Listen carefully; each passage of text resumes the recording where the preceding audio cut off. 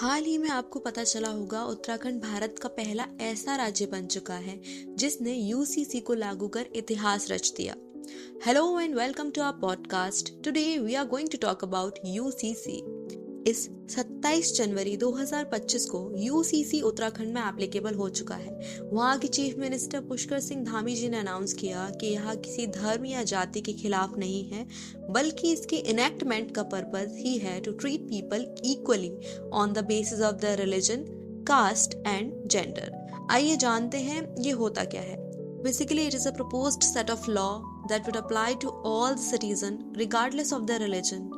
It would replace religious laws that govern personal matters like marriage, divorce, adoption and inheritance, which has been outlined in Article 44 of Part 4 of Indian Constitution. अगर इसे आम भाषा में समझें तो देश में रहने वाले सभी नागरिकों के लिए एक ही कानून होना, इसे सामान्य नागरिक संहिता भी कहते हैं। इस कानून के तहत सभी धर्मों, जातियों और लिंगों के लोगों के लिए विवाह, तलाक, बच्चा गोद लेने या संपत्ति का बंटवारा और ऐसे पारिवारिक मामलों के लिए एक ही कानून का लागू होना यूसीसी कहलाता है।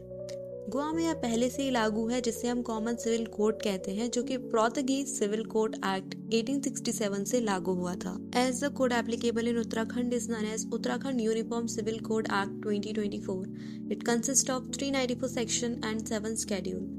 अगर हम इस कोड की मेजर हाइलाइट्स की बात करें तो इसमें विवाह की न्यूनतम आयु 21 वर्ष है पुरुषों के लिए, वहीं महिलाओं के लिए 18 वर्ष है।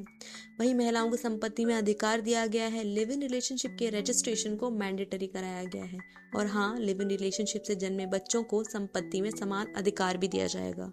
वहीं जन्म, मृत्यु और विवाह का अनिवार्य पंजीकरण यानी कि कंपलसरी रजिस्ट्रेशन भी दिया गया है। सुप्रीम कोर्ट ने इसकी महत्वता कई बार बताई है। आइए जानते हैं कुछ लैंडमार्क जजमेंट्स के द्वारा। जैसे कि शाह बानो केस 1985 में कोर्ट ने कहा कि महिलाओं को समान अधिकार देने के लिए यूसीसी लागू होना चाहिए। वहीं सरला मुद्गल केस 1995 में कोर्ट ने दोहरी शादी यानी बाइगेमी पर चिंता जताई और कहा कि एक समान कानून से ही ऐसी समस्याओं को रोका जा सकता है। John Vallamattom versus union of India के केस में कोर्ट ने कहा how different laws for the different communities can lead to the discrimination and the violation of fundamental rights. Uttarakhand ने यूसीसी को लागू कर एक बेंचमार्क सेट कर दिया है। हालांकि इसे पूरे देश में लागू करने के लिए धार्मिक स्वतंत्रता और कानूनी एकरूपता के बीच संतुलन बनाना एक बहुत ही बड़ी चुनौती है, जिसे न्यायपालिका और सरकार को मिलकर हल करना होगा।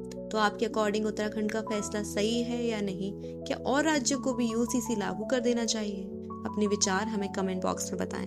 Till then, follow Law से Logic for more such legal and interesting updates.